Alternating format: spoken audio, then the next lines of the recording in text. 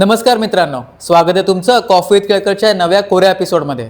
मित्रांनो, मला सांगा तुमच्या बँकच्या लॉकरमध्ये नक्की किती ग्रॅम सोनं बंद आहे? 10 ग्रॅम, 50 ग्रॅम, 100 ग्रॅम? आणि मग या सोन्यावर तुम्हाला काय मिळतंय? शून्य। पण मी अशी स्कीम सांगणार आहे ज्यामध्ये तुमचं सोनं तुम्हाला घरातही ठेवायचं नाहीये, तुमचं सोनं तुम्हाला विकायचं नाहीये आणि तरीसुद्धा तुम्हाला पैसे मिळतील तुम्हाला गरज असेल तेव्हा। आज आपण बघणार आहोत गोल्ड ओव्हरड्राफ्ट स्कीम बद्दल। चला तर मग सुरू करूया। मित्रांनो, भारताच्या घराघरात सोनं आहे, पण लोक सोनं घरात ठेवण्याऐवजी बँकेत ठेवतात का? तर घरात सुरक्षित नाही, पण बँकेचं काय? जर बँकेच्या निग्लिजन्समुळे म्हणजेच जर बँकेत चोरी झाली, दरोडा पडला, आग लागली आणि तुमचं सोनं डॅमेज झालं तर बँक तुम्हाला संपूर्ण पैसे देण्यासाठी लायबल नाहीये।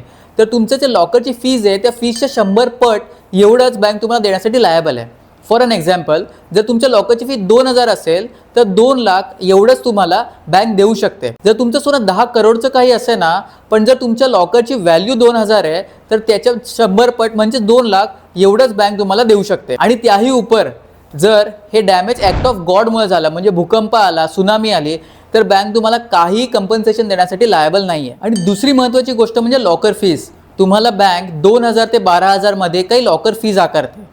परत ते सोनं तुमच्या बँकेमध्ये पडून असतं, त्यावर तुम्ही पैसे बँकेला देताय, पण बँक तुम्हाला त्यावर काहीच देत नाहीये। तुमचं सोनं हे एक इनएक्टिव्ह ॲसेट म्हणून बँकेत पडून राहतं। आणि त्याही उपर जर तुम्हाला कधी गरज पडली पैशाची तर तुम्हाला ते बँकेतनं सोनं काढावं लागतं, सोनाराकडे जावं लागतं, त्याचं इव्हॅल्युएशन करायला लागतं आणि त्यानंतर सोनं विकायचं की नाही हा निर्णय घ्यायला लागतो। पण बऱ्याच वेळा सोनं विकणं हा एक भावनिक डिसिजन असू शकतो आणि त्यामुळे हे सगळं करणं खूपच त्रासदायक असू शकतं। एक उदाहरण द्यायचं झालं तर तुमचं 5 लाखाचं सोनं बँकेत पडून आहे आणि तुम्हाला अचानक 1 लाखाची गरज भासली, तर तुम्हाला काही पर्याय दिसत नाही आणि शेवटचा पर्याय म्हणजे तुम्हाला सोनं विकायचं आहे।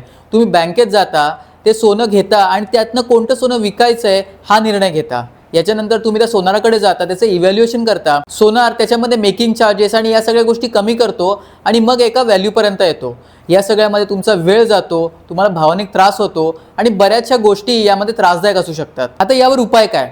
उपाय जसं म्हटलं तसं गोल्ड ओव्हरड्राफ्ट फॅसिलिटी, आणि याबद्दल आता आपण जाणून घेऊया। गोल्ड ओव्हरड्राफ्ट फॅसिलिटीमध्ये तुम्ही तुमचं सोनं बँकेकडे प्लेज करता, म्हणजेच तुम्ही सोनं बँकेला गहाण ठेवता आणि त्यावर बँक तुम्हाला क्रेडिट फॅसिलिटी देते। सोप्या शब्दात समजून घ्यायचं म्हणजे तुम्ही बँकेला सोनं देता आणि त्या बदल्यात बँक तुम्हाला एक क्रेडिट कार्ड देते विथ सर्टन लिमिट। आता ही लिमिट तुमच्या सोन्याच्या 75% पर्यंत असू शकते। उदाहरणार्थ, जर तुम्ही 5 लाखाचं सोनं प्लेज केलं तर तुम्हाला साधारण 3.5 ते 4 लाख रुपये एवढी लिमिट मिळेल। आता तुम्हाला 50,000ची गरज आहे, तुम्ही 50,000 त्या क्रेडिट फॅसिलिटीमधनं काढले, पण तुम्हाला असं कळलं की अरे मला 50,000ची गरज नाहीच आहे, तर मला फक्त 30,000ची गरज आहे। तुम्ही ते 20,000 रुपये परत केलेत। आता तुमचं जे व्याज आहे ते व्याज त्या संपूर्ण रकमेवर म्हणजेच 50,000वर किंवा 4 लाखवर लागण्याच्या ऐवजी तुम्ही जे यूज केले म्हणजे 30,000 त्यावरच तुम्हाला व्याज लागेल। SBI bank, federal bank, ICICI bank अशा बऱ्याच नावाजलेल्या बँका ही फॅसिलिटी तुम्हाला प्रोव्हाइड करतात। यामध्ये लागणारे जे व्याज आहे ते 8.5% ते 14% प्रतिवर्ष एवढं असू शकतं। आता या फॅसिलिटीचे काही फीचर्स आपण थोडक्यात समजून घेऊ। पहिलं महत्त्वाचं फीचर म्हणजे रिव्हॉल्विंग क्रेडिट फॅसिलिटी। जर तुम्हाला बँकेने 5 लाखाची फॅसिलिटी दिली आहे, तुम्ही 3 लाख काढले आणि 3 लाख परत फेडले तर परत तुम्हाला 5 लाख काढता येतील।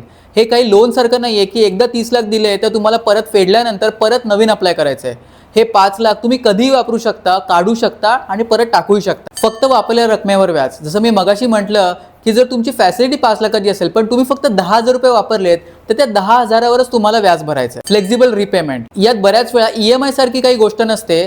तुम्ही जेवढी रक्कम काढली आहे त्याचं व्याज धरून ते तुम्ही कधीही त्या टेन्युअरमध्ये टाकू शकता। सुरक्षितता, तुमचं सोनं यामध्ये अधिक सुरक्षित असतं कारण का यामध्ये तुमच्या सोन्याच्या कंप्लीट व्हॅल्युएशनवर इन्शुरन्स होतं। जर तुमच्या सोन्याला फ्युचरमध्ये काही डॅमेज झालं तर त्या केसमध्ये तुम्हाला तुमच्या सोन्याच्या कंप्लीट व्हॅल्युएशन एवढे पैसे परत मिळू शकतात। यामध्ये वेगवान प्रक्रिया असते, म्हणजेच यामध्ये तुम्हाला फक्त KYC करायचंय, सोनं द्यायचंय and your good to go. Digital access, बऱ्याच वेळा ही क्रेडिट फॅसिलिटी आहे जे तुम्ही नेट बँकिंग, तुमचं कार्ड याद्वारेही ॲक्सेस करू शकता आणि त्यामुळे तुम्हाला कॅश घेऊन सगळीकडे फिरण्याची गरज नाही आहे। या स्कीमचं टेन्युअर साधारण 12 महिने ते 36 महिने असू शकतो।